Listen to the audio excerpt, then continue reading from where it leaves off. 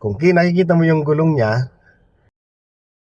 pwede mo na sagad niya, manibela mo, at makakalabas ka na nang hindi ka sasabit. Pero pag hindi mo pakita ang gulong niya, possible sumabit ka pa rin. Anong maganda? At kung may sakyan sa likod, gawin mo, todo manibela punta doon, sa kaliwa.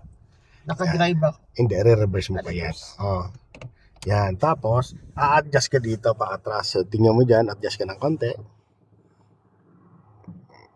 Yan po, sige, adjust. Sige, gamitin mo yung space na yan. Malayo pa naman yan, O, stop. O, tinan mo nangyari. Di ba nagkaroon ka ng space na malaki? Pag kumabi ka dito, sanagad mo dito manibela mo, yan, ginagawa lang yan pag may sakyan sa likod, ha?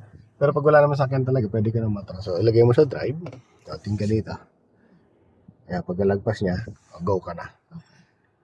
Ayan. O, hindi ka na sasabit. Naka mo, sir? Okay. O, gitna na, manibela mo. 1 and 2, then go ka na. So, pag-alam mo lang.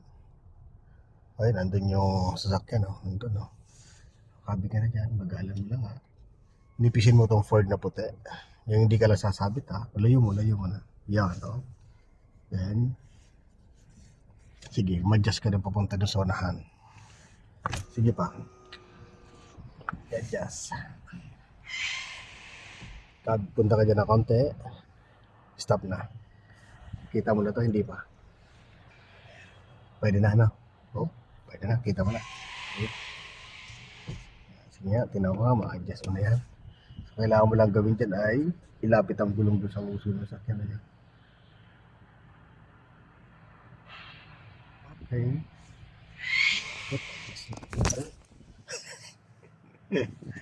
Okay, nag-adjust. Pwede na. Try mo.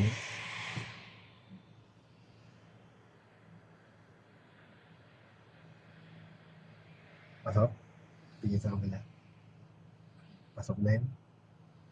Very good. Sa guhit. Check mo. Good. Kailang pumantay. Okay. Then atras. Slow down. Hanggang stopper. Good.